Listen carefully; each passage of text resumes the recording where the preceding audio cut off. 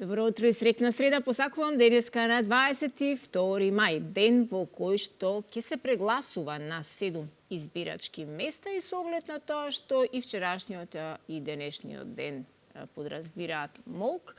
Ние за жал денеска нема да бидеме со вас поврзани преку телефонските линии, но повеќе од сигурна сум дека сте тука, со нас сте и покрај тоа што немате можност и денеска да си го искажете својот став или коментар на тема која вообичаено ние ја поставуваме не само една, ами две, понекогаш и три на нашиот дневен ред. Како и да и денеска повторно ќе изобилува музика, ама пак ќе има и многу повеќе гости од вообичаено, а за гостите денеска ќе се погрижи нашата колешка Слободанка, но како и да имаме ние уште многу содржини додека ви го презентирам сценарието. Инаку денеска 22 мај е летен Свети Никола, прекрасен празник. Христијаните веруваат дека Свети Никола, не само зимскиот, кој вообичаено го прославува поголем дел од нашава земја, поголем дел од жителите во Македонија, па и летниот представува чудотворец и дека на овој ден можат да се случуваат многу чуда од неговите чудесни мошти. Овој светител спасил заробени и изгубени бродови, се смета за заштитник и на морнарите, затоа морнарите често го повикуваат во ризични и опасни ситуации или бродски некакви непријатности, да не кажам сега бродоломи, ама овој светител милостив, мудар и бестрашен свештеник го поминал својот живот во служба на Бога. На овој датум сите бродови каде и да се наоѓаат, запираат со пловење, ги испуштаат своите сидра и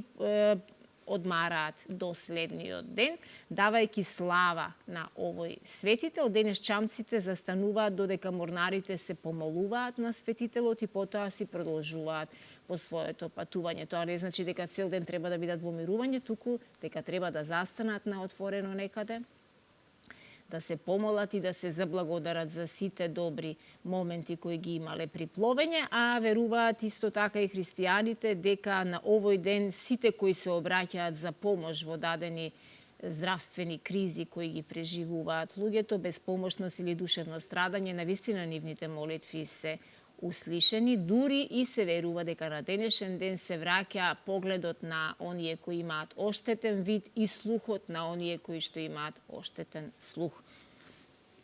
Убаво е да веруваме во чуда и да се надеваме дека чудата им се случуваат на оние кои вистински од срце се помолуваат и веруваат. Инаку на денешен ден, 22 мај, се случувале многу работи низ историјата, кога ја отворив листата, дури на вистина таа листа со настани кои се случувале во минатото. На денешен ден немаше крај, само ќе издвојам дека на денешен ден е роден познатиот композитор Рихард Вагнер, кој што представува реформатор на операта. Инаку вчера во текот на попладневните часови во нашиве краишта во Македонија се случи едно големо невреме. Град со големина на орев оштети многу насади во Кумановско-Липковскиот регион. Јас навистина нема видено долго време толку голем и крупен град на инсертите кои што вчера во текот на денот можеа да се проследат.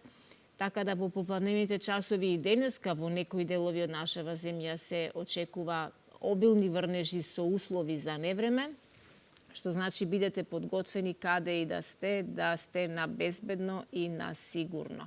Еве ќе ја погледнеме и како изгледа прогнозата. Променливо облачно со сончеви периоди, попладни и во вечерните часови, нестабилно со пороен дожд и грмежи. Се извинувам, ова е прогнозата за денеска, но ми се отворила еве за денеска, ќе ја барам за вчера, ја барам за денеска, но за денеска еве прогнозата не сака да се отвори. Ајде да видиме за утре каква ќе биде прогнозата. Да. И така е, слична е.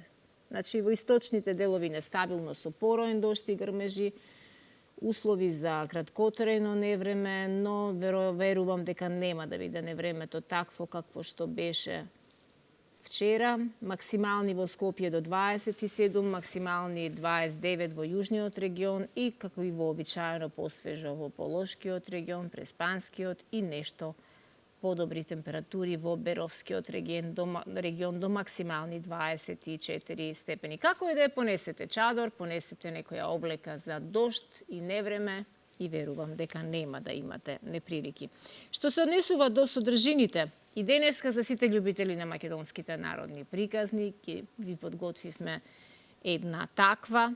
Парите пусти да останат, се вика, а за љубителите на гибаници, на месени работи и на традиционални чорби, какви што ги има навистина многу во вкусот на традицијата, ќе уживате во наредните 40 на минути точно во вакви содржини, а претходно ќе следи прегледот на денот, вчерашниот ден на што донесе, со гостите од 7:30 па натаму ќе биде, реков, Слободанка. Прев неизин гостин ќе биде нашиот чест гостин и пријател на Алфа телевизија, дипломиран физиотерапевт Илија Жежов, кој што ќе ни дискутира за лимфната дренажа и сите придобивки од истата во ситуации кога таа е потребна. Па прилозите ги имаме на колешката Ирина Спировска, која разговараше со Вилсон Нето, уметник од Бразил, и Гордана Велков, кустос, како и директорот на Музеот на Македонија, господинот Панче Велков, за изложбата која е насловена како Превртена археологија, а е отворена се до 29 овој месец. Овој проект бил инспириран од археолошките артефакти од римските локалитети Скупи, за кои се грижи музеот во град Скопје. Истава изложба можете и вие да ја посетите. Па имаме уште еден прилог на колешката Билјана Божиновска, која разговараше со Емилија Златкова Атанасова од издавачката куќа Збор, кој што добија ново катче во општина Аеродром, така да сите жители на оваа општина ќе можат таму да уживаат и да поминуваат прекрасни мигови, бидејќи можете да читате и да бирате книги, да си пиете кафе. Кафе книжарница е полн погодок, би рекла, и во денешно, а и во било кое друго време. Потоа ќе погледнеме еден прилог за единствениот шапкар во Македонија. Верувам дека ќе ве израдува оваа информација, затоа што тоа е занает кој за жал е во изумирање не само во светот, ами и кај нас. Па уште едни гости ќе ни дојдат од академскиот хор Вардар, кој доби златен медал на меѓународниот фестивал во Босна и Херцеговина. Слободанка ќе разговара со диригентката на хорот, како и со некои членови од истиот овој хор кој што ниже огромни успеси во последниве години. И последен гостинка поточно на Слободанка, некаде пред 9 часот, ни доаѓа од специјалната болница Аџи Бадем Систина, доктор Билјана Ивановска Аџиевска, која ќе не подсети колку е важна грижата на нашите очи, да ја довериме на стручниот тим од очната болница Деница, се извинувам, значи представник ова утро имаме од специјалната болница Деница, која е специјалист офталмолог во истава оваа болница. Ве поканувам да бидете со нас во следните 3 часа. Имаме богати содржини, во меѓувреме ќе ги проследуваме и најновите вести и се она што ќе се случува на терен, а сега е вистинско време за краткиот преглед на денот. Во Добро утро секое утро ќе гледате што е лимфна дренажа, како се применува и кои се придобивките од оваа терапија. Во студиото ни доаѓа физиотерапевтот Илија Жежов. Градскиот мешан хор Вардар повеќе од 2 децении ја представува убавината и богатството на хорската музика. Скопје доби ново книжевно катче. Во срцето на Аеродром се отвори нова кафе книжарница Збор. Најсовремени очни прегледи и оперативни зафати во специјалната очна болница Деница. Како да се грижиме за нашите очи, зборуваме со доктор Билјана Ивановска Аџиевска.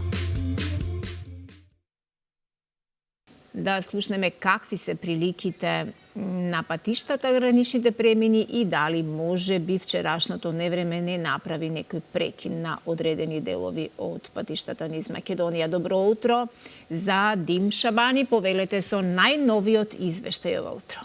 Добро утро, дама само. Сообраќајот на сите државни патишта се одвива непречно, без забрани, по наместа влажни коловози. Интензитетот на сообраќајот на патните правци надвор од градските средини е умерен, додека на граничните премини од македонската страна нема поголеми задржувања на влез и излез од држава. Како и секојаш препорачуваме внимателно возење, прилагодена брзина на движење и почитување поставената сигнализација. Внимателно на патни заправци каде што веќе подолги временски период исто има работа на пат, исто така и на оние делници кои минуваат низ планинските премини, клисури и засеци, каде поради врнежите зголемена можност за појава на помали одрони. Накратко, утринава тоа беше се за сега од инфоцентарот на АМСМ. За вакви или слични информации, вашите гледачи може да не добијат на телефонскиот број 155 55 и доколку имаат потреба на помош на пат на 196. На сите оние кои патуваат им посакувам среќен пат и вам пријатен ден.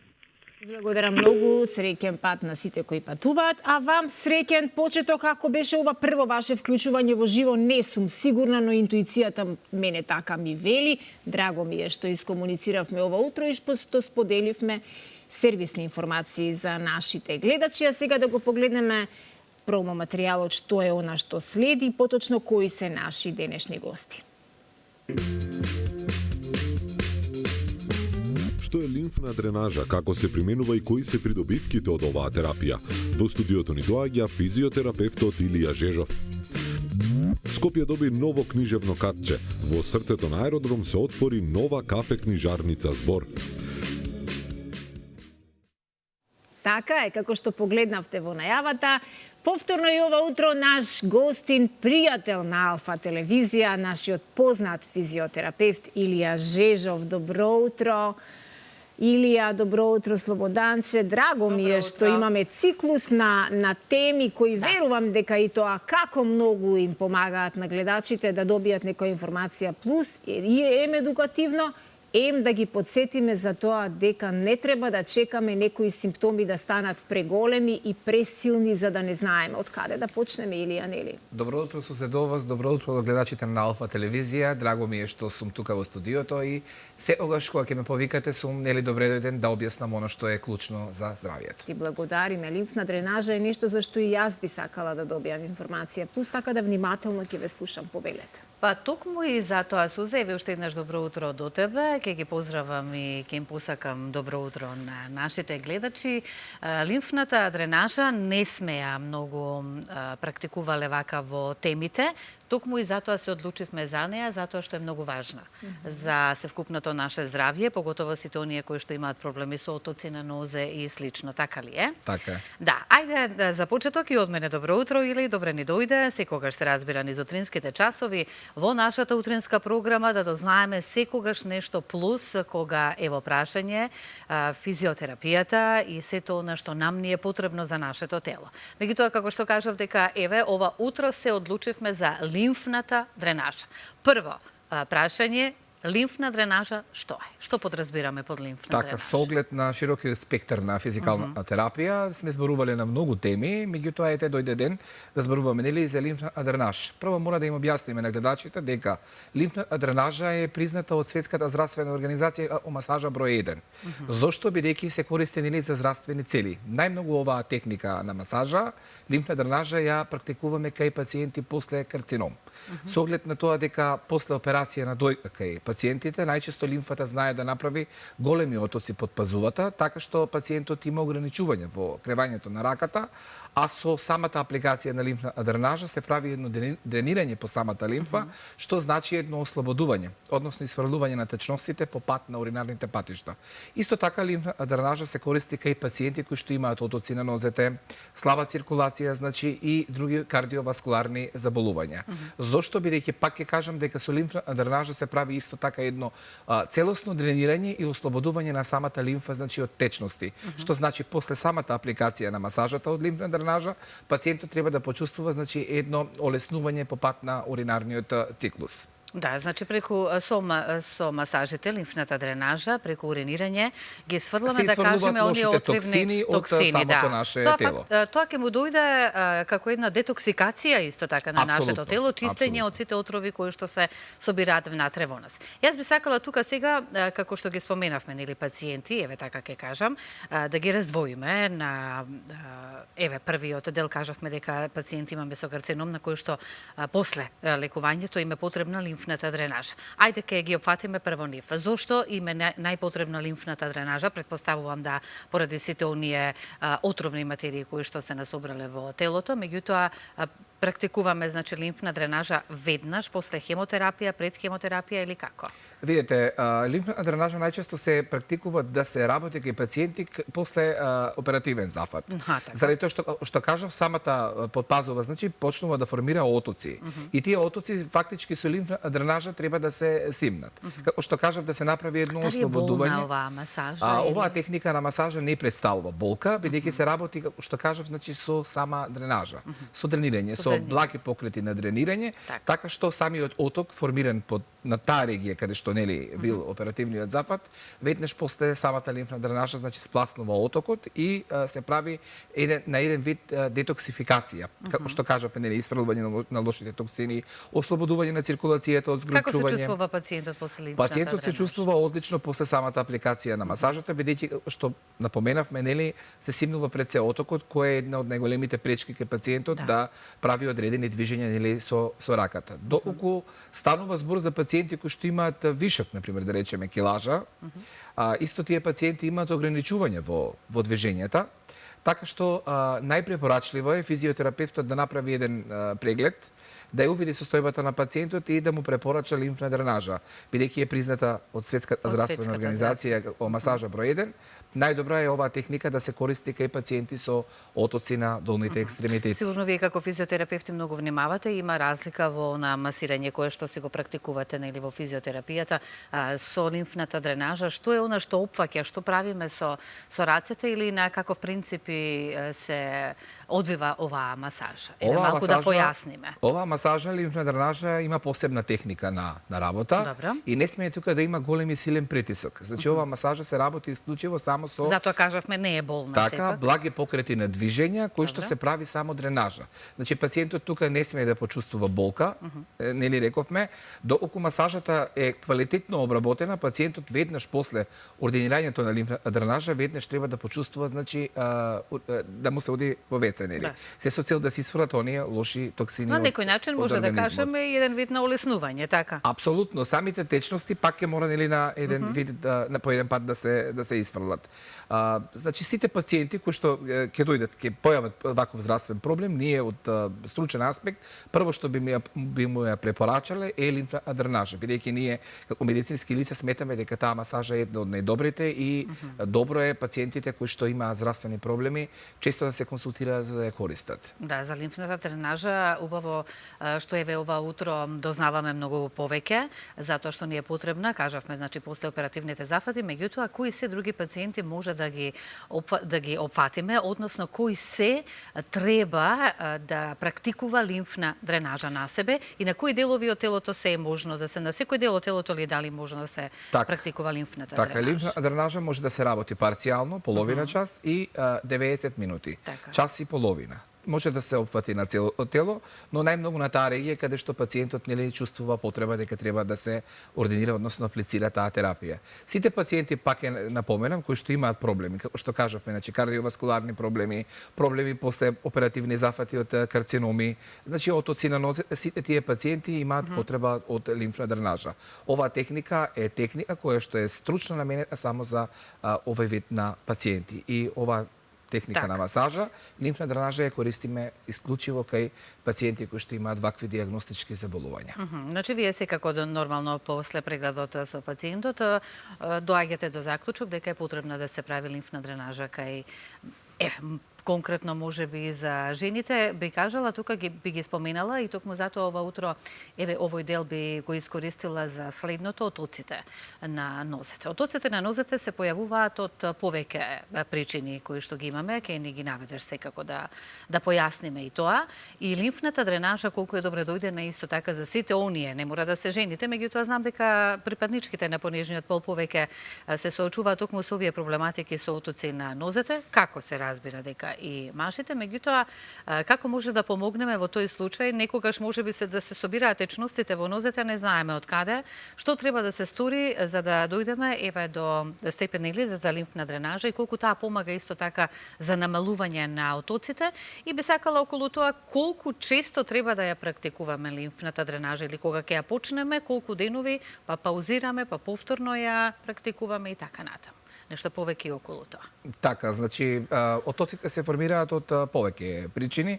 Може да бидат, значи, причина на кардиоваскуларни заболувања, може да бидат причина нели слабо движење, вишок килограми кои што го отежнуваат нели движењето, секако лимфна дренажа е и така добро дојдена. Таа мора да биде пред се, значи, направена во повеќе сеанси. Не смеат да бидат направени, например, да речеме сеанса или 2 или 3, меѓутоа пакетот кој што вклучува најчесто 10 до 15 третмани, за да се осети ефектот на лимфната... почетното.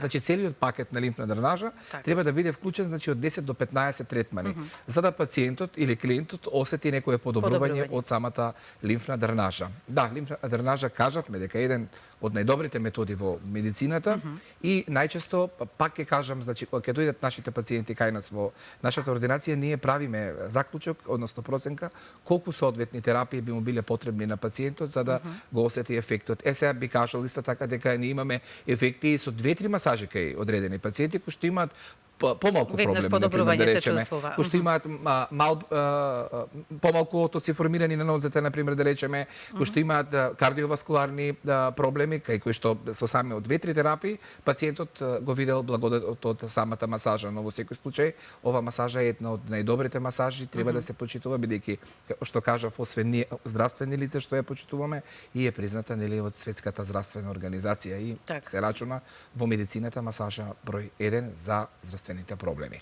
Лимфната дренажа дали може да се практикува? Еве, ги споменавме и тоа, да напоменеме за оние кои што немаат здравствени проблеми, не се соочуваат со ова што претходно ние го наброивме, го наведовме. Дали едноставно може да се прави лимфна дренажа на здрав пациент, да кажеме, затоа што можеби има некои токсини во телото, па на некаков начин да се исфрлат? Апсолутно. Доколку пациентот или клиентот сака да направи лимфна дренажа, тоа се консултира со физиотерапевтот и не мора да представува да има некој здравствен проблем. Чисто сакаете едноставно да направи една масажа, ние ќе направиме проценка дали е потребно да се направи лимфна дренажа или некој друг вид на масажа, но со лимфна дренажа и така ќе направи една детоксификација на сите лоши токсини, со исфрлување нели на самите лоши токсини. Ако проценката тука е на физиотерапевтот и желбата на пациентот и на клиентот, во договор секако дека може да направи. Еве би кажал и од друг аспект дека лимфна дренажа е добро да се прави кај жените, бидејќи нели да кажеме доста повеќе целулит се формира по долните екстремитети, па наместо да се користат оние болни терапии кои што се мадеротерапија, како што ги користат нели жените, или друг вид на терапија која што навистина е болна и представува отоци и нели модринки по телото.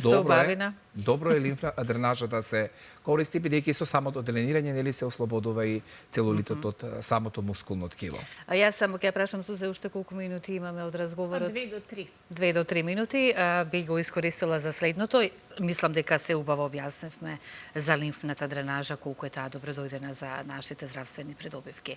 И да ги сврлиме сите оние отрови и токсини кои што ги насобираме од храна, така, воздух. Најбитно е пациентите да знаат што значи лимфна дренажа, за што се користи, нели, кои диагностички заболувања и што е она што помага лимфна дренажа да направи. Знаеш најубаво да ни го објасниш. Апсолутно ослободување на нашето тело. Сега ако земеме ние во широк спектар да зборуваме за лимфна дренажа, нас ни треба 1 час да земеме да објаснуваме, значи нели вовед, па како се користи, што се користи, но јас секогаш гледам нели на нашите гледачи да им објаснам клучно што значи лимфна дренажа, зашто се користи и за кои диагностички заболувања е најпотребна, бидејќи нашиот народ не сака да слуша многу теорија. Долга сака во кратки реченици да му се објасни нели она што е клучно и потребно. Многу убаво, да, сватено да објасниме што сака нашиот народ. За крај ќе прашам следно, како физиотерапевт морам, промени на време, Сите ние тоа го чувствуваме, не знам, ќе се согласат многу гледачи со мене, со оглед на тоа дека во аптека вчера исто така и сите оние кои што беа тука бараа нешто против болка, дали е вратна, дали е спондилоза, дали е главоболка. Зошто тоа ни се случува на промена на времето? Што реагира толку телото за да ги чувствуваме сите овие симптоматики кои што ги кажа? И да не ги набројувам уште плюс повеќе. Така, јас би кажал дека станавме метеопати на 21 век. Нели? Нели? Еве вчера јас исто така да кажам дека имав еден многу тежок ден со оглед на тоа дека имав многу пациенти за работа, а толку имав тежок ден што имав една страшна главоболка, една малаксаност, навистина. Сите го чувствуваме. Не знам што се случува со времето, но само сакам да кажам дека секој втор или трет пациент кој што доаѓа во нашата ординација вели мигренозна болка имам или ја помагај. Значи такви страшни болки, стегања во вратната кичма и нели вртоглавици во последниот период е најзастапено. Ите како временската состојба многу влијае, пациентите се се повеќе и повеќе со болки и едно од клучните решенија кои што го бараат е во физиотерапијата, надевајќи се дека масажата ќе им помогне и ќе им ги олесни. И ќе помогне ли? Болките. Да, до 90% би кажал дека масажата помага, бидејќи сите знаеме дека масажата нели е еден од најстарите методи на лекување и се ако после 30 минути масажа или 60 минути масажа, добро знаете дека сте опуштени, релаксирани и би кажал препородени. И добро е пациентите ако нели да внимаваат, да користат масажа бидејќи тоа е единственото нешто што може навистина да ги изрелаксира и да им го врати здравието во нормално. Да се опуштиме, потребно ни е издувен вентил, потребно ни е, но и за нашето здравје. Иле, нашиот физиотерапевт, имаме многу теми што се однесува за физиотерапијата со следното гостување. Благодарам за ова утро што беше дел од Добро утро секој утро. Се гледаме повторно. Благодарност и од мене. И ти нешто дозна за лимфната дренажа плюс повеќе. Еден час за едукација навистина е премалку, би рекла. Еден час училишен нова беше еден скратен училишен час или огромна благодарност. А сега ќе го погледнеме прилогот на нашата колешка Ирина Спировска, која што ја посети изложбата во Музеот на Македонија, разговараше со директорот на истиот овој музеј за изложбата наречена Превртена археологија. Истава е отворена до 29 овој месец, така да и вие можете да ја погледнете, а многу повеќе детали ќе видиме во прилогот. Уметноста е универзален јазик кој ги спојува човечките култури и цивилизации. Во неделата кога се одбележува Светскиот ден на музеите, 18 мај, во Музеот на град Скопје е поставена изложбата на бразилскиот уметник Вилсон Нето со наслов Homo Ludens, односно човекот што се игра. Изложба која се движи помеѓу фактите и архетиповите. Насловот на изложбата Homo Ludens е земен од истоименото дело на Јохан Хуизинга, во кое што се вели дека чинот на играње не е само активност во слободно време, туку интринзична и фундаментална карактеристика на човечкото битие. Интересот на бразилскиот уметник Вилсон Нето за оваа тема е родена за време на луциден сон за ископување антички играчки, кој што следствено го наведе да го продлабочи своето истражување на артефакти од минати цивилизации и нивните архетипови. Резултатот може да се види во колекцијата слики на ткаенини и хартии, која, патувајќи низ целиот свет, го најде својот пат и во Македонија. It was a huge privilege for me to be invited. Особено интересно да дојдам овде во музеот, бидејќи со една ваква интересна изложба, проект, бидејќи овде порано оваа зграда представувала женска станица. Луѓето доаѓале овде за да патуваат на различни дестинации, а сега доаѓаат овде за да видат современа уметност. За мене тоа представува многу интересно. Значи дестинацијата е сега оваа зграда самата во која што се наоѓа музеот. Многу сум благодарен за можноста овде да ја представам мојата уметност. Тоа беше исто така благодарение на Сдруженијето Македонида, на кураторот Гордана Велков, председател директор Панче Велков, кој што многу ми помогна исто така за да може да стигнем овде музеот и за да оваа изложба Превртена археологија стигне овде во Скопје во Македонија. На прашањето од каде дојде оваа идеја за овие играчки од археолошките наоѓалишта, конкретно од Скупи. Ова е многу интересно прашање. Морам да ви кажам дека јас сонував, еден сон и се разбуди во сонот, луѓе ме прашува за тоа да поставам изложба која што ќе биде на тема на некој играчки стари. Јас не знаев како да одговорам на тоа. Овој сонот многу ми остави голем впечаток и веднаш седнав на интернет да гледам, да наоѓам такви некои играчки што се пронајдени од минатото, заборавени, закопани или археолошки артефакти, и најдов многу интересни работи. И тогаш дојдов во контакт со луѓето од Македонија, од Скопје, со Панче Велков. Тој ми ги испати сликите од Скупи за овие археолошки артефакти. Тоа се играчки што се пронајдени од наодите од гробовите во Скупи. И јас се воодушевив од нив, подготвив интерпретација ликовна на овие играчки, на овие мали предмети, кои што овде се презентирани во форма на монотипи, обоени, какви што били, предпоставуваме, оригинално, сега боите ги нема, инаку играчките се изворено сочувани. И потоа додадов и почнав да истражувам и видови на играчки во други култури и да ја развијам таа тема ликовно и визуелно, и така се роди оваа изложба што овде имате можност да видите. Многу од артефактите што ги истражуваше Вилсон Нето се наоѓаат ширум светот во колекции на антрополошки и природно-научни музеи. Тие наликуваат на предмети со моќ, свети амајли, символи користени во ритуали, далеко од современото око, како во неговата поставка Homo Ludens. Тука, присуството на играчките не може да се раздвои од ископувањето, ниту од личната археологија, од желбата да се реорганизира светот. Вилсон Нето го постигнува тоа со живописна и кумулативна техника на сликање, додавајќи слоеви на површините веќе полни со визуелни информации, како печатени ткаенини, веќе постоечки слики и парчиња тапети. За Музеот на град Скопје, уметникот креираше репрезентации на едноставни играчки од археолошкото наоѓалиште Скупи, близу главниот град. 18 мај е Светскиот ден на музеите, а токму во неделата кога се одбележува Светскиот ден на музеите се совпаѓа и со периодот кога е тука поставена изложбата Превртена археологија на Вилсон Нето. Што значи оваа изложба всушност за нас?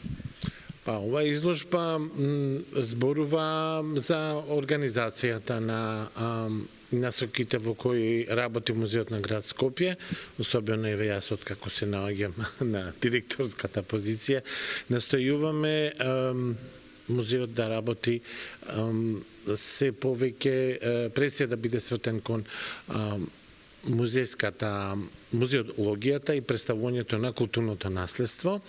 Ова изложба представува спој на тоа културно наследство. Овие играчките овде, артефактите што се пронајдени во Скупи, овде се за прв пат изложени во јавноста, и Вилсон Нето работеше, како што можевме да слушнеме и од кураторот и од него самиот, на интерпретација, повторно видување на овие артефакти и воопшто целата таа проблематика, да ја наречем условно, на детски играчки во еден археолошки и историски контекст. И тоа е една посебна прилика да токму за денот, меѓународниот ден на музеите, имаме можност овде во музеот скопската публика да види еден ваков интердисциплинарен музиски проект. Специфика на оваа изложба, освен делата на Вилсон Нето, се токму и артефактите кои што за прв пат може да ги види скопската публика, но и останатите што ќе дојдат да ја посетат изложбата. Може ли да ни кажете нешто повеќе за овие артефакти и до кога ќе биде изложбата отворена? Артефактите се оригинали. Тие се толку добро сочувани што луѓето си мислат дека се копии, па користам прилика ова да го потенцирам. тие се за прв пат изложени на јавноста, бидејќи најдени се голем број на артефакти. Скопје бил многу голем град, така да имаме огромен број на артефакти кои што се обработуваат, нема многу персонал, меѓутоа археолозите даваат свој максимум и навистина се трудат максимално за работа. Посебно би сакал да му се заблагодарам на Игор Кузмановски кој што ја води оваа работа на локалитетот како археолог, кустос и се во наредниот период, есента или најдоцна зависно од можностите и средствата, овие играчки ќе ги планираме да ги вклучиме во сталната поставка археолошка на Музеот на град Скопје, која што посетителите може да ја видат постојано, таа е наша стална поставка, така да ќе бидат вклучени и овие многу интересни, оригинални, многу убави артефакти. Мноштво од сликите на Вилсон Нето, насликани на матрици од каенина, имаат свое пребивалиште во недефинираниот простор меѓу сеќавањата и фикцијата, меѓу искуството и мечтите. Работата врз текстилот ја подкрепува приказната дека станува збор за крстосница на символични значења, комплексни аранжмани кои може да се опишат како пат низ светот. Композицијата на Вилсон Нето има архетипски квалитети кои наоѓаат свој одек во различни култури и контексти. Уметникот не е заинтересиран за евентуално историско документирање, туку напротив, тој се стреми кон поетски пристап кој вклучува естетска и стилска рекапитулација. Може ли да ни кажете нешто повеќе за самата техника со која се изработени овие дела? Вака, може прво да ја поздравам вашата телевизија и вашите гледачи. Има повеќе техники кои се тука аплицирани во неговите дела, така да сликите кои што се инспирација од детските играчки од археолошкиот локалитет Скопје, што е под Музеј на град Скопје, се во техника монотипија и потоа врз нив се ставани други бои и интервенирано со различни други техники. Додека големите платна се еден вид на колаж од различни материјали платна, од памук до кожа, мушами разноразни, што Вилсон ги купува низ светот и ги шие прво, па потоа врз нив доцртува и ги прави иконографиите и иконологиите. Содржината ја гради. Значи, насловот е помеѓу фактите и архетиповите. Од фактите произлегуваат артефактите и архетиповите кои подосна ја градат приказната што он ја вели играта. Интересно е исто да се каже дека тој колаж го шие со сингерица игла и тоа многу му значи, потоа ги закачува на зид со иглата сингерица и така тоа е еден за него символичен момент посветеност на сингерицата како една алатка орудие што е дел од артефактите. Уште една спецификација за големите платна што ете он поради содржината на архетиповите артефактите не ги урамува делата, само ги закачува, како што кажав, со сингерицата, затоа што неговата идеја дека приказната оди на секаде во светот, дека приказната, првата приказна што ни ја прикажува е универзална, заедничка за сите нас. Па јас тука би додала една фраза како што работата, ние велиме работата го гради човекот, он вели според книгата што го прави делото Homo Ludens, дека играта ја создава културата. Меѓутоа, играта не е иста како на почетоците и човекот не е ист како што бил на почетокот кога почнал да работи. Така да ќе видиме што понатаму Вилсон Нето ќе наслика во иднина. Играта кај Вилсон е привремениот свет од најдлабокото минато до денес. Таа е место каде се среќаваат децата, возрастните, страшилата, добриот, лошиот и уметникот. Содржината и времето во играта го делат реалното и нереалното, свесното и подсвесното. Магијата која трае додека трае. Играта ги отвора вратите на сефовите на меморијата и струи помеѓу индивидуалната и колективната меморија. Изложбата на Вилсон Нето Homo Ludens, човекот што си игра, ќе биде отворена до 29 мај во Музеот на град Скопје. Влезот е бесплатен.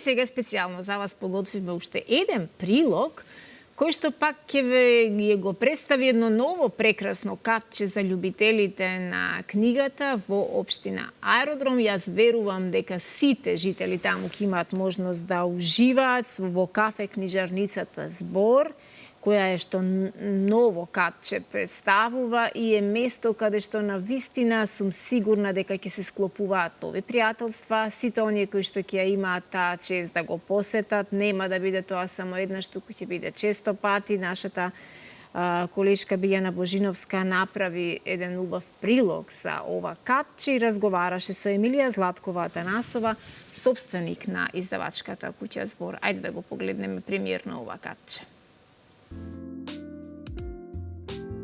Книгите имаат моќ да ви ги прошират видиците и да ве поттикнат да внесете промена во начинот на кој гледате на животот и светот околу вас.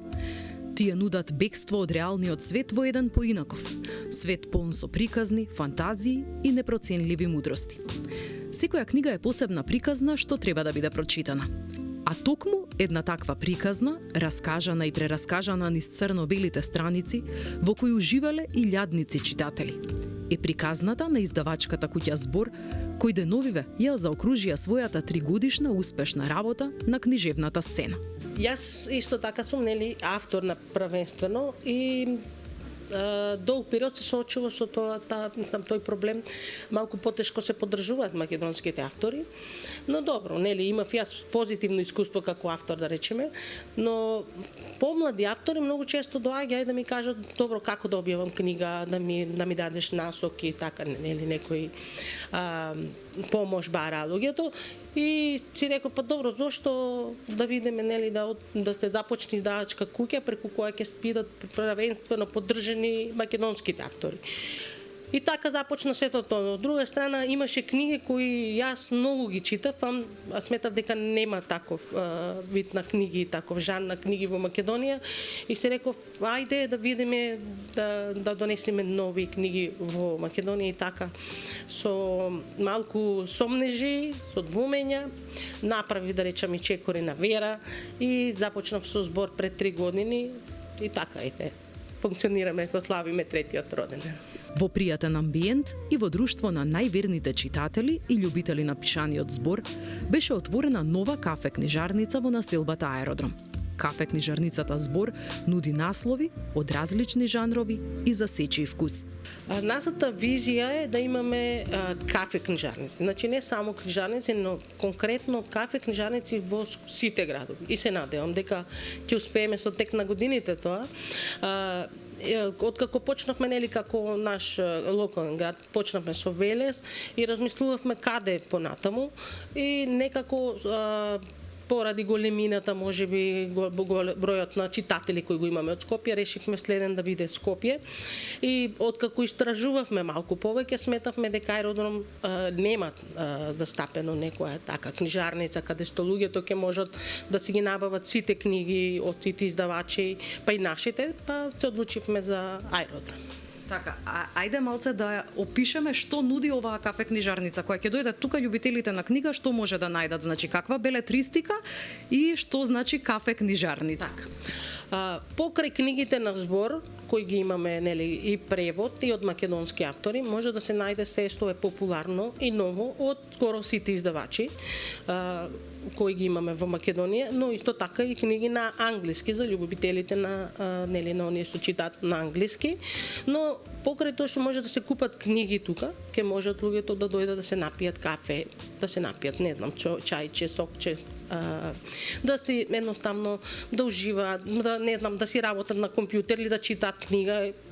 Може да се организираат различни настани и планираме да имаме настани, затоа што работиме со македонски автори, така да мислам ќе има често настани, така да тоа е што можеме Настаниот типот на дружби со писатели, бидејќи денеска денешниот ден го отварате со повеќе дружби со наши домашни писатели, такви настани од таков вид планирате ли често тука да се одржуваат?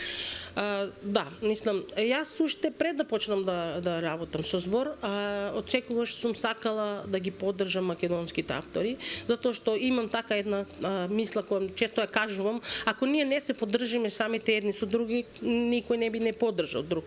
И од таа причина многу често организирав и претходно и средби со автори и не знам, поддршка на автори и сега веројатно знаат и повеќето издавачи и автори дека јас сум личност која сакам да ги соберам авторите и да има настани каде се ќе имаат повеќе издавачи и автори да можат луѓето во еден ден на едно место да се запознаат со повеќе автори. Да, и такви настани ќе имаме и понатаму, но и промоции на лично еден автор, наши, дали секако стоиме на располагање на другите кои сакаат да има таква промоција, да го користат овој простор за промоции. Покрај продажба на книги, ова катче на своите редовни читатели ќе им овозможи чести средби и дружби со македонски писатели, но и промоции на нови домашни и странски наслови за сите генерации.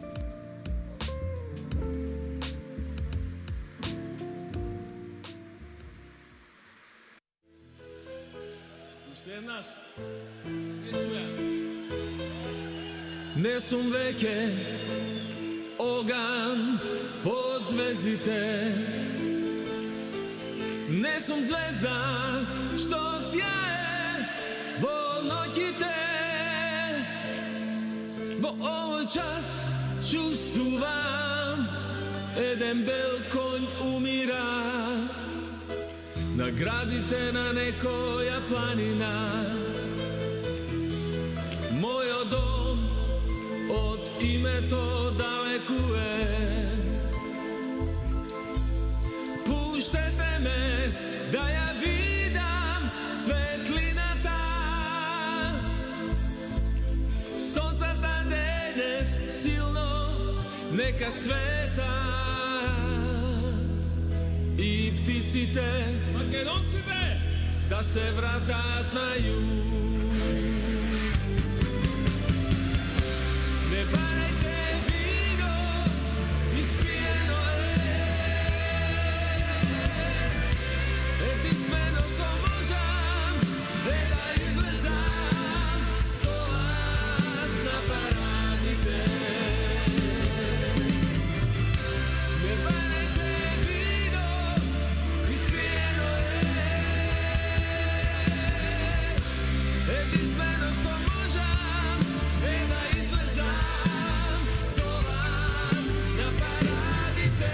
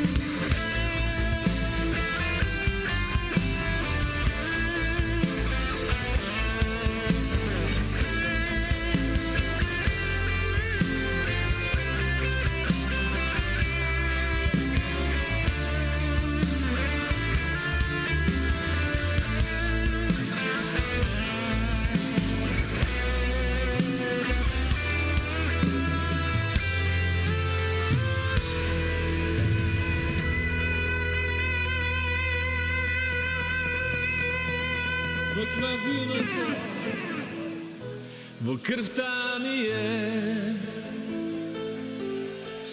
црвено вино, црвени знамења. Црвено вино, црвени знамења пред очите, а сигурно не сум веќе оган под звездите. Не сум звезда што сјае во ноќите. Сонцата денес силно нека света и птиците да се вратат на юг. Не барете вино, изпиено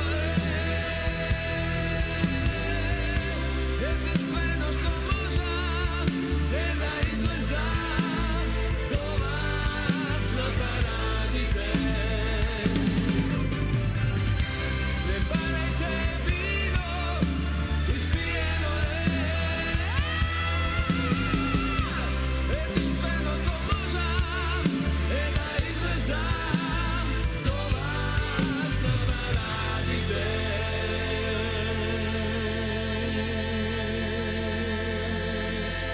И птиците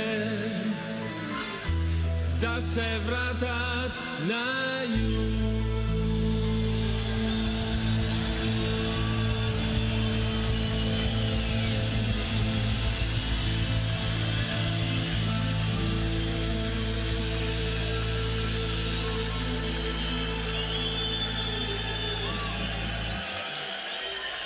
Не барайте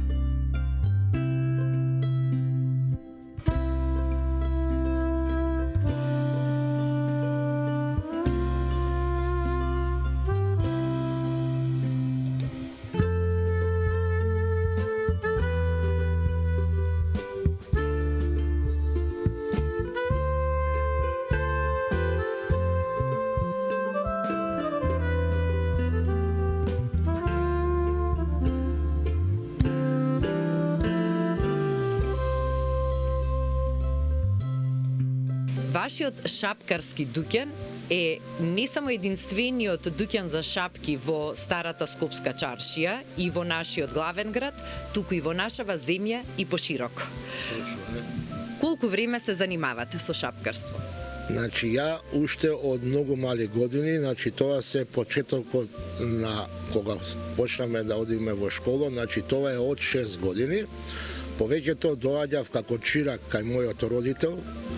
Значи тоа е летниот период, за да не шетаме по улици, значи они па не зима со брат ми да бидеме во дуќанот, да не само да го научиме заната, туку да најбитно е во филозофијата да не научи на работна навика.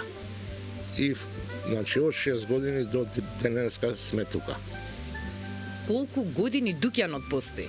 Дуќанот постои, значи, од прилика, значи, имало за Втора светска војна, значи, имаше прекин, значи, околу 100 и нешто години. Долгогодишната традиција е започнале вашите предци и своевремено многу познат бил вашиот татко шапкарот Пер, по кого што е наречен дуќанот денес. Да, бидејќи он исто го учел од својот роднина, после 1952 пак го обновуваме и до ден денеска ја и брат ми го работиме овој занат. Голем ли е бројот на луѓето што и ден денес сакаат да купат квалитетно изработена и рачно направена шапка од наше домашно производство? Вака сега за македонскиот народ и пошироко, многу ретко некој кој ќе му речеш рачна изработка не знае прво што е.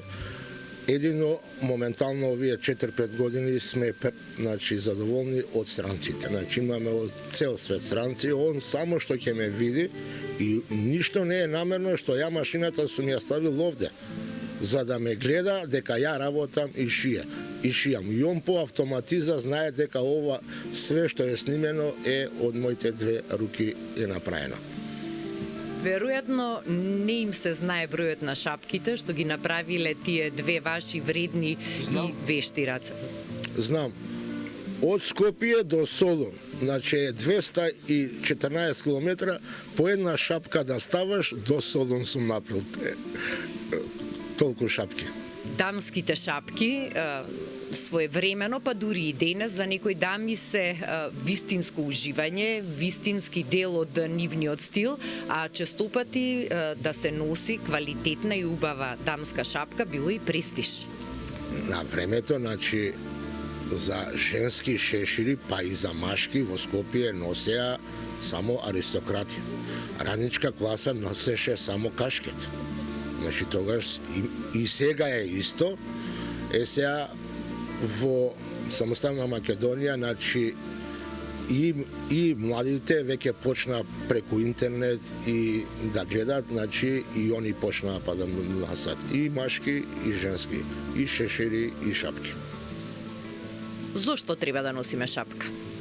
Вака се Има една стара македонска изрека, прво вика чувај нога и чувај глава. Самиот збор ти кажа. Има ли некој што ќе го продолжи вашиот занет и вашата долгогодишна семејна традиција?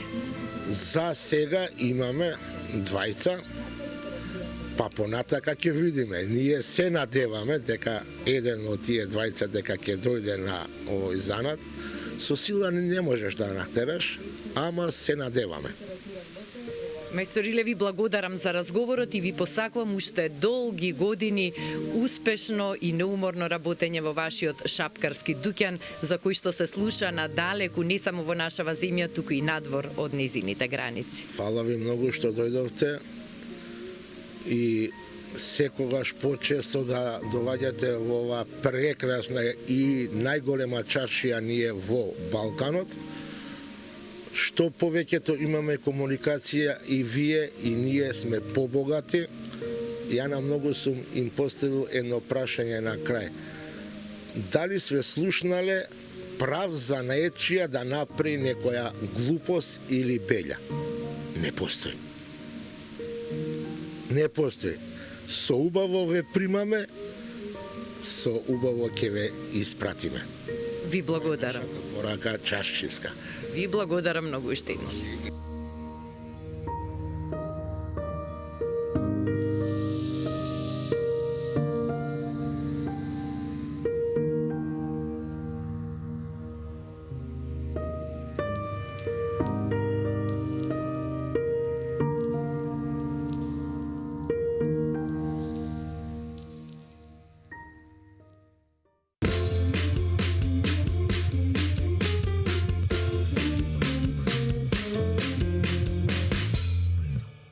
А сега одиме со едни многу поубави, поведри вести. Го допираат светот на музиката, се однесуваат на еден наш голем успех за нас македонците. Имено градскиот мешан хор Вардар од Скопје се закити со златен медал на 23-тото издание на меѓународниот хорски фестивал Мајски музички свечености во Бјелина, Република Српска. Добро утро, добре ни дојдовте, драги наши. Се радувам што и ова утро споделуваме вакви големи успеси на мешаниот хор Вардар. Слободанче, тија имаш честа, иако јас искрено многу би сакала да ви се приклучам, ама од оваа позиција ќе наметнам некое прашање малку подоцна. Секако дека си добре дојдена, со оглед на тоа дека ова е твојот свет. Така, затоа што и ти си имаш свој хор, Фрида, и посакувам успеси на твојот хор Благодарам, исто ние така. сме се уште почетници, но за Вардар се знае надалеку, а се разбира и за диригентката и првата дама Јасмина Ѓоргеска Каро. Знаат па и децата, би рекла, не само возрастните, секоја чест, Јасминка. Благодарам многу за ваквата најава.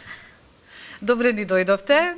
Драго ми е, како што кажа Исус, што можеме да споделиме во нашата утринска програма она што вие се закитивте со една преубава награда, и тоа е радост за сите нас. Тоа е златниот медал на меѓународниот фестивал на хорско пеење во Бјелиња, Босна и Херцеговина, и дојдовме со злато. Но пред се добро утро и добро ни дојдовте. Добре ве најдовме.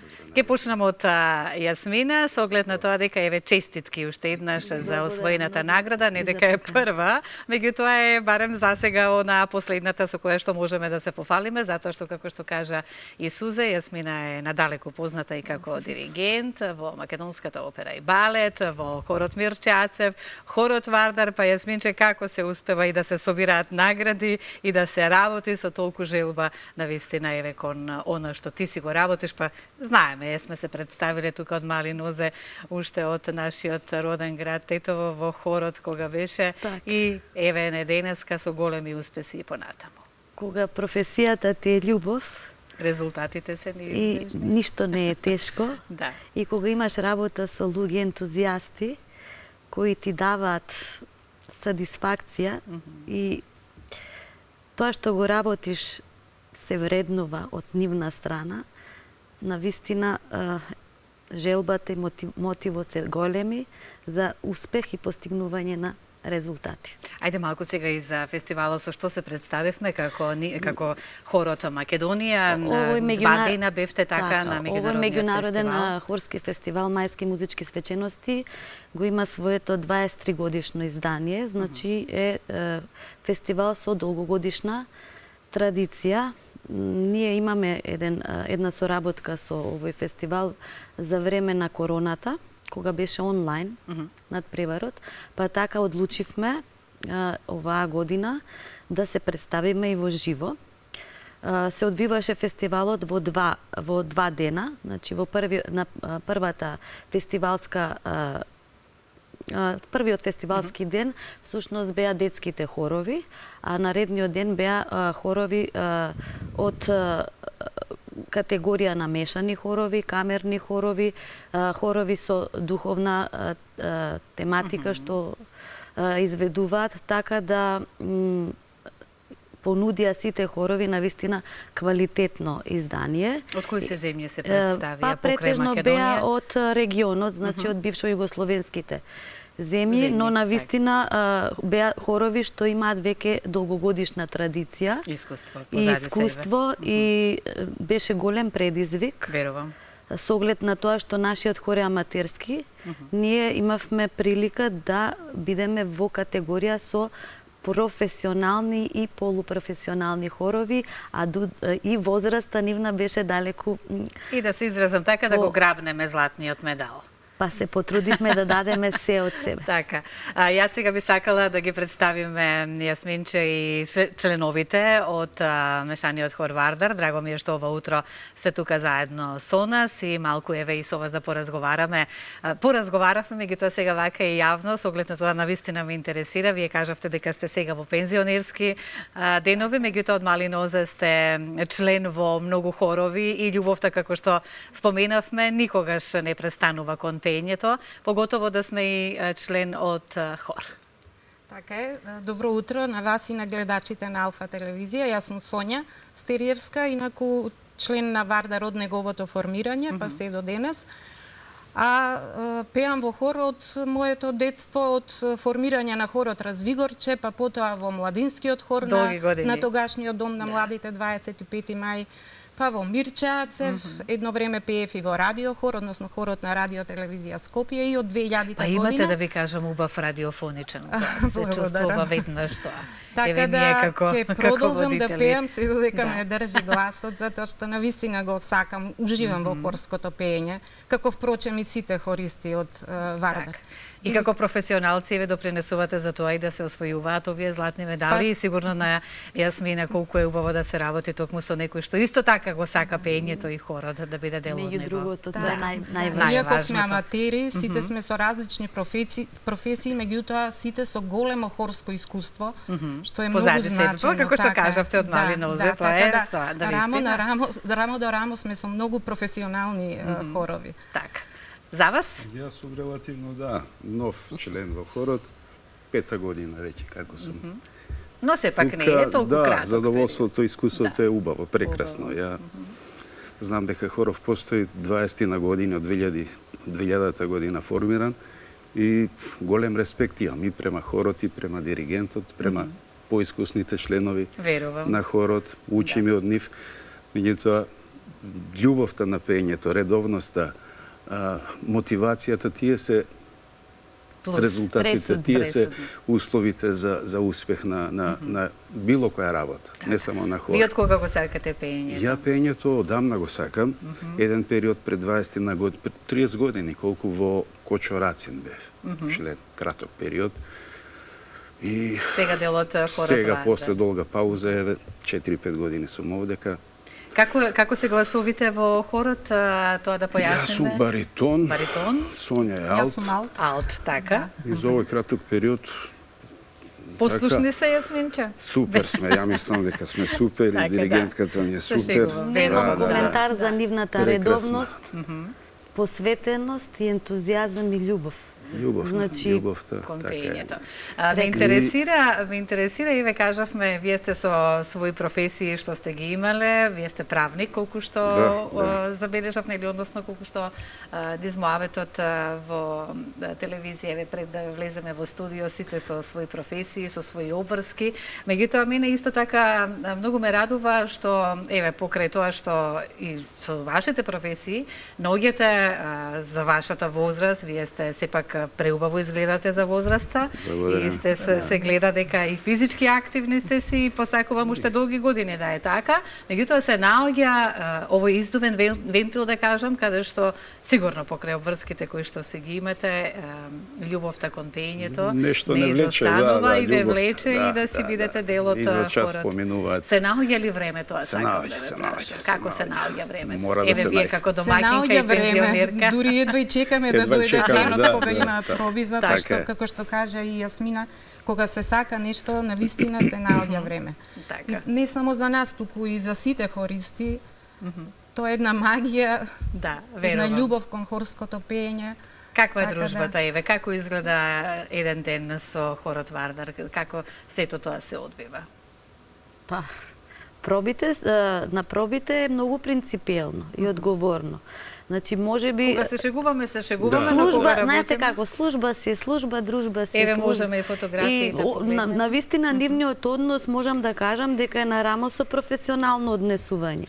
Значи, затоа и резултатите се тие што се. Еве сме тука. Да, ова се во убава дружба пред Центарот за култура. Ова зборуваме за сега, за Биелиња, да, каде што се одржа токму овој фестивал и каде што го имаме златниот медал на овој меѓународен фестивал. Ова тука, за што се работи? Тука се пееше на отворено или само колку за фотографирање? Ова бевме сместени во едно етно село, беше прекрасно. Ова е сцената. Ова е сцената. Така. Ова е сцената, значи, каде што настапивте. Колку настапи? Еден настап или? Еден настап имавме, да. И со што се представивме? Значи, за овој фестивал се потрудив репертуарот да биде така поразнолик и да биде примамлив и за жирито и за публиката. Значи, се представивме со една духовна композиција од Мокрањац, со една композиција од македонски автор, Кумановка 4 од Трајко Прокопиев, исто така една современа композиција од современ автор од Убикарита со Тола Гиело, како и уште една така со по-шеговит скерцозна композиција од Константин Бабич, Жаблја и Дила. Так, браво, Јасминче, секогаш јас не се сомневам во твојот избор и колку ти знаеш да ја изненадиш публиката и да ја дигнеш на нозе со оние громогласни аплаузи, се разбира како за диригентот, така и за Ајде, објаснете ни, кажете ни ги впечатоците, овации. аплаузи. Кога ќе ги слушнете, ве мотивираат. Тоа е мотивацијата. Да. Исто така запознавање на нови луѓе, нови култури, нови места. За овој период јас бев Неготин, прв настап таму ми беше, после тоа Ниш имавме со маестра Андонова Марија, мора да спомнем и незе, така е. Херцег-Нови, Лани Паралија второ место се освои, година ве ова и се надеваме ќе продолжиме така. Сигурна сум дека така ќе биде, познавајќи ја Јасмина, но не ми кажуваат од режија колку брзо заминува времето, затоа што сакам да уживаат и гледачите во... Нема да биде од овој настап, меѓутоа ќе имаме... Но ќе имате прилика да слушнете Жаблја и Дила, што... Така, да, со кое што се представивте. За самиот крај, ве, колку членови, уште еднаш да кажеме, брои хорот Вардар? Хорот брои околу 30-35 до 40 членови. Тука сме возрастни генерации, возраста да, но еве може да искористиме приликата. Сепак ова градски хор е отворен за сите љубители на хорското пеење. Ве молам, значи, слушателите, доколку ја гледаат програмава, имаме аудиции секој вторник и петок, значи имаме Facebook страна Градски мешан хор Вардар, може да стапиме во контакт и да ни повелат на аудиција и доколку ги задоволуваат, нели, нормите за прием. Може да стане дел од секогаш стојат тие аудиции и отворени се за сите што сакаат да пеат и да ни се придружат. Поканата е отворена, така, да, и аудициите. Се надевам дека и понатаму ќе освојувате награди и сигурна сум и посакувам многу големи успеси во хорот Вардар. Ова утро, јас како што кажав, само за оваа награда зборуваме, затоа што е една од последните. Со оглед на тоа дека кажавме и споменавме уште претходно колку имате се награди освојувано. И убаво е дружбата, Јасмина, убаво и ние вака помладите, да кажам, генерации, да учиме многу од повозрастните, сигурно дека стекнуваш искуства и од друга страна, не само со хорот и со пеењето, токму од нив. Со оглед на тоа дека имаат и прекрасни професии сите кои што се во Вардар, кои со... Тоа е убавината всушност во ваквите колективни обходувања аматерски. Да, кажавме дека сме биле фармацевт, така? Да, јас сум фармацевт по професија. Фармацевт, правник, да, сега го повелете.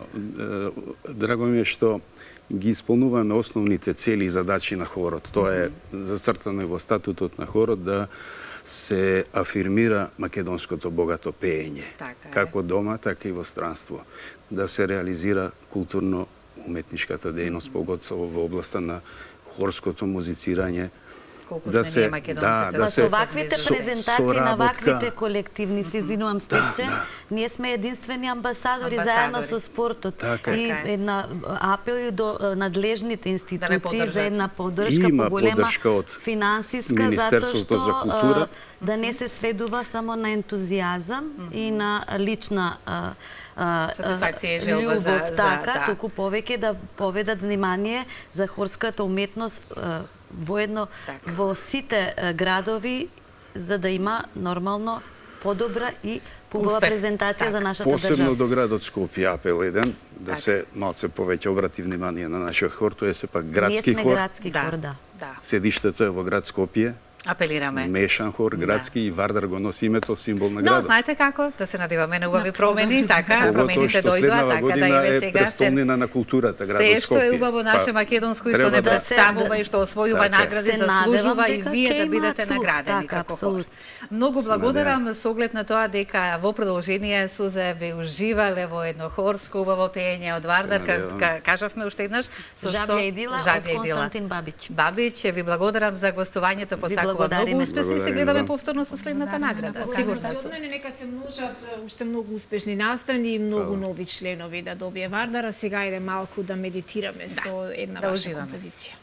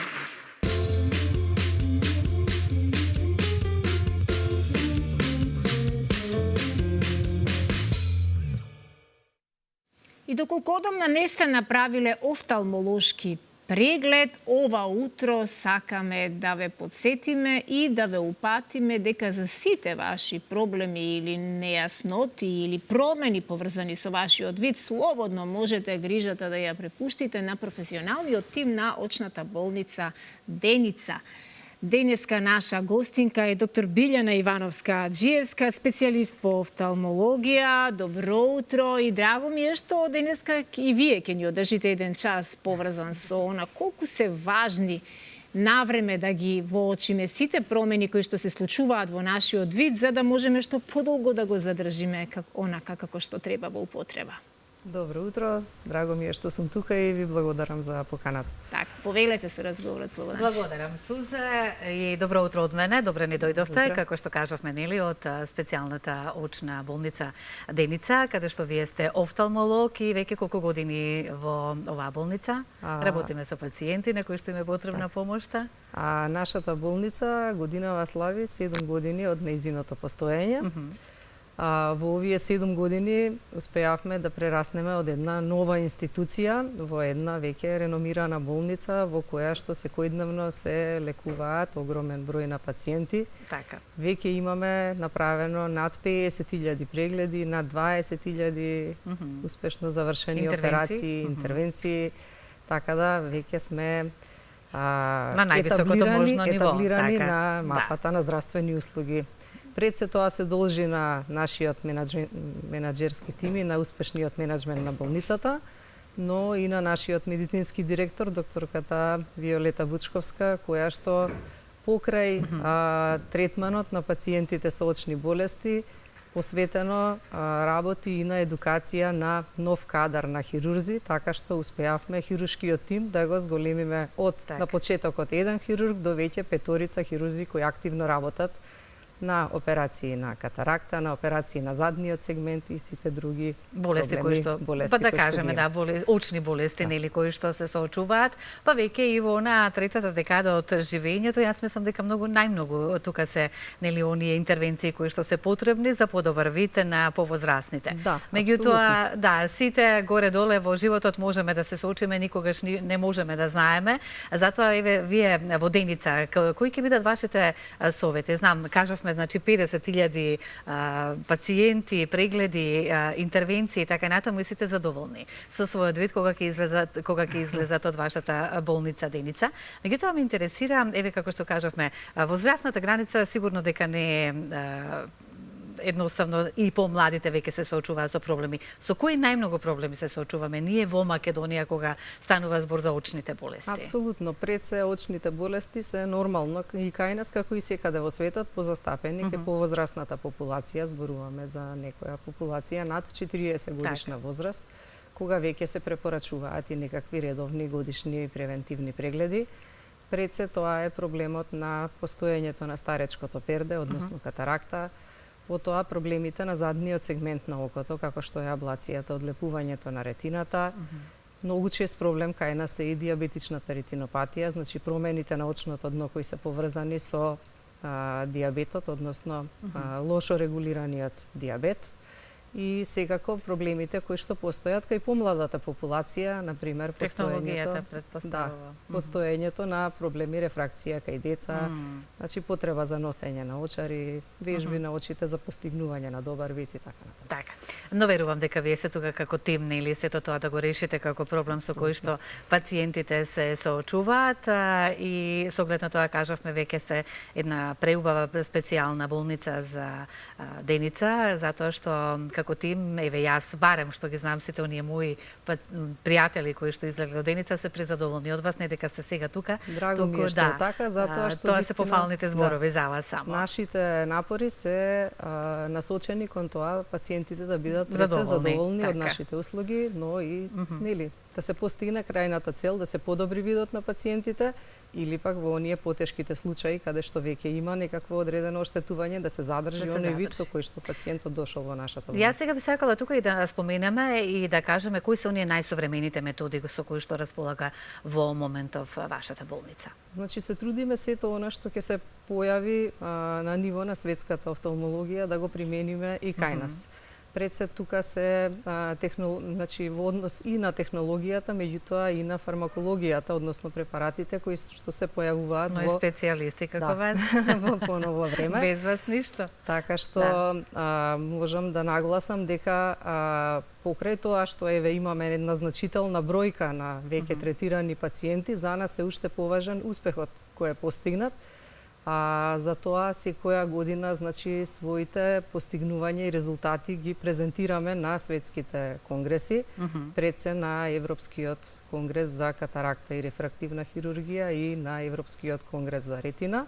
Така. Додека еве годинава може да се пофалиме дека нашите успеси во макуларната хирургија ќе ги презентираме и на на американскиот континент, на Конгресот на Американското здружение за тоа е веќе врвот на професионалноста, нели, она што сега го споменувате. Така да, за нас е важно тоа што го работиме, дека во светски рамки е споредливо со она што се работи, значи. А го имаме тука кај нас во Македонија, поточно во болницата, во вашата болница Делица. Сега како тим, вие сте офталмолог, колку години работите како офталмолог? Веќе работам околу 15 години како офталмолог. Со големо искуство, веќе позади себе годините си го прават, нели, своето. И клиничко, а веќе и хируршко искуство. Така, значи сме и во хирургијата. Да, апсолутно. Ги отстрануваме сите оние проблеми со кои што се соочуваат пациентите, кажавме, Покрај тоа, значи покрај овој што ние да речам медицинскиот дел, веќе сме вклучени и тоа ни е особено важно и на едукацијата на нов кадар, затоа што нашава болница веќе е дел од значи болниците кои учествуваат во едукација на кадарот на Универзитетот Гоце Делчев во Штип. Значи таму сме вклучени во процесот на едукација на студентите по медицина кои што значи имаат како предмет офталмологија. Да произлезат кадри кои што ни се потребни. Специјализантите, на новите фактички специјалисти. Одлично. Идни специјалисти офталмолози. Значи сметаме дека еве не сметаме дека офталмологијата започнува од нас, ниту ќе заврши со нас, затоа што офталмологијата како една структурирана гранка во Македонија се работи веќе повеќе од 70 години. И ние наша цел е да го одржиме тој континуитет, значи медицински, на добри медицински офталмолошки пракси. За здравјето на очите. Да, но и да го надградиме понатаму со нови технологии, нови лекови, нови процедури кои ќе ги воведеме и ќе ги оставиме понатака на идните генерации да ги развиваат. Так. И дека колку ни се важни очите, како велото гледало се на душата, исто. Прозорец кон светот. Да, прозорец кон светот. Меѓутоа, еве, со кои најмногу проблеми во Македонија, еве од вашето досегашно искуство, како што кажавме 15 години, здравствени проблеми со македонците, еве како нација ние со што најмногу се соочуваме, го споменавме пердето, дали во последно време ме интересира кај младите и колку е тоа, кои ќе бидат вашите совети до сите еве генерации, меѓутоа за младите ме интересира нивното стоење пред компјутерите, со технологијата, телефоните, колку сето тоа влијае врз оштетување и може да доведе до оштетување на видот? Видете сега, времето не можеме да го вратиме назад. Никако, и овој технолошки напредок што е веќе достигнат до тука, едноставно ќе мораме да се адаптираме на таа нова реалност. Но има проблеми со видот кај дечињата секако токму од дека оваа има причина. И се почесто и се порано се откриваат што е за поздрав и што е добро. Така. Затоа што колку што порано ќе се открие проблема, толку и поуспешно може да се лекува. Она што би советувале е да не се чека да се влоши ситуацијата, значи да навремено се направи преглед. Кои се првите симптоми што може да ги забележиме кај децата, да речеме, можеме да забележиме дека послабо гледаат надалеку, дека почесто трепкаат, се приближуваат до телевизорот, на пример, кога сакаат да гледаат телевизија. Чешање некој дека се жалат на печење на очите, на замаглен вид, на главоболка и така натаму, и во тие случаи, значи велиме дека многу рано треба да се направи офталмолошки преглед уште на 4-5 годишна возраст. Секако на школска возраст веќе значи пред првото оделение веќе има и редовни офталмолошки прегледи кои се спроведуваат, но доколку родителите приметат некој проблем, некогаш оваа возраст е и веќе малце подзакасната. Така да препораката е чим се приметат некакви проблеми да се јават на лекар. Да се интервенира веднаш. А за нас повозрастните или пак повозрастните, да. Еве ги моите очила, посебно за луѓе кои што веќе имаат други здравствени проблеми, дали е тоа дијабет или е хипертензија или е некакво реуматско заболување, тука очните болести одат заедно некогаш со овие системски болести и треба но мора да навремено значи се или не реагира. мора да значи? Не, апсолутно правило нема. Е? Да, до возраста е индивидуални карактеристики и така натаму. Така. Но сепак барем кај луѓе со веќе етаблирани други здравствени проблеми се препорачува еднаш годишно да се направи очен преглед. Очен преглед и за очниот притисок исто така мислам дека нели е многу важно да го провериме за нормално функционирање понатаму. Велиме за очниот притисок дека бидејќи немаме апсолутно никакви симптоми за разлика од овие други проблеми кои ги спомнавме. Колку често во секогаш рутински го мериме кај сите пациенти кои ќе се јават во нашата болница, а препораката е еднаш годишно после 40 годишна возраст да се провери. Да се провери. А зошто е многу важно за исто така за очниот притисок, што може тој да предизвика? Тој значи може да предизвика и комплетно губење на видот. И тоа првите симптоми обично кога ќе се јават, кога пациентите ќе приметат дека имаат некакво намалување на видот, тоа е веќе многу доцна. Затоа што кај глаукомот прво се губи периферниот вид, кој што пациентот не може да примети дека е фактички изгубен, а кога веќе ќе се изгуби централниот вид, односно кога пациентот ќе примети дека има намалување на видот, обично најголем дел од очниот нерв е веќе оштетен, така што сигурно дека оние кои што не ги сакаат и не ги практикуваат очилата, Деница е тука и со леки или да го заврши сето тоа. Со оглед на тоа дека зборуваме за најсовремените методи, можеме веќе да претпоставиме што се нудите и какви се можни услови, односно за подобрување на видот кај сите оние кои што сакаат, нели да. Да не ги носат очилата, да кажам. Кажавме дека зошто се намалува видот со годините? Морам тоа вака да го разграничиме и да знаеме зошто е така, не имаме некакви други здравствени проблеми со кои што ги споменавме претходно. Тоа се процеси на старење на организмот, вклучително тука и очите, значи тоа се дегенеративни физиолошки процеси во најголем дел. Но кои не треба многу да не грижат или не? Најголем дел од нив не. Дел се нормални, значи губењето на видот за блиску после 40 годишната возраст, колку и да е тоа нели драматично за луѓето. Така некако ќе му сепак еден физиолошки процес што се случува и кој што во денешно време еве покрај со очилата како што спомнавте може успешно да се реши и со вградување на интраокуларни леки.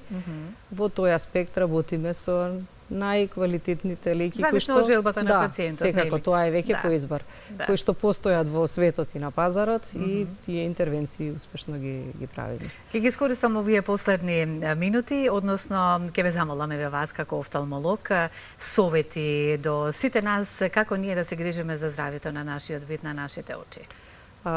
Значи, она што го споменавме и претходно, да било каков проблем, доколку приметите, да се јавите навремено на лекар за да се провери дали сепак има некаков проблем или не и тој навремено да се третира. Второ, предлогот е да се прават рутински редовни офталмолошки прегледи после 40 годишната возраст, а кај децата, значи да се направи редовен офталмолошки преглед во предшколската возраст, односно многу порано доколку се приметат било какви проблеми. Нашиот тим е тука да помогне за се што треба. Еве остануваме посветени на пред се на грижата за пациентите. За пациентите, која храна треба најмногу да ја консумираме за моркови и риба? Шалам, не. Секако битно е да биде тоа разновидна исхрана, нема значи некаква определена храна која што треба да се конзумира, меѓутоа да содржи многу овошје, зеленчук, антиоксиданси и така натаму. Да. А за негата на очите дали може да користиме некои еве на своја рака или нешто природно капки за очи доколку забележиме дека ни се уморни некогаш ќе кажам очите? Па освен од онаа група на вештачки солзи кои што може значи луѓето слободно да ги користат и без препорака на лекар, веќе другата терапија мора да биде препишана под контрола на офталмолог. Посакувам многу големи успеси и понатаму во вашиот тим, во вашата работа, во специјалната очна болница Деница. Сите кои што имаат проблеми, вие работите и со фондот, јас ќе кажам само за крај, исто така имате соработка. Еве, кај вас стручни специјалисти за окото, поточно офталмолозите, сте секогаш тука. Целта е да обезбедиме услуги за што поголем број на пациенти, да покриеме што повеќе слои. Ви благодарам и посакувам секое добро, па се гледаме повторно. Фала ви на поканата. Почитувани, тука ние завршуваме со утринската програма. Останете понатаму со програмата на Алфа телевизија во едно убаво расположение. Довидување од мене.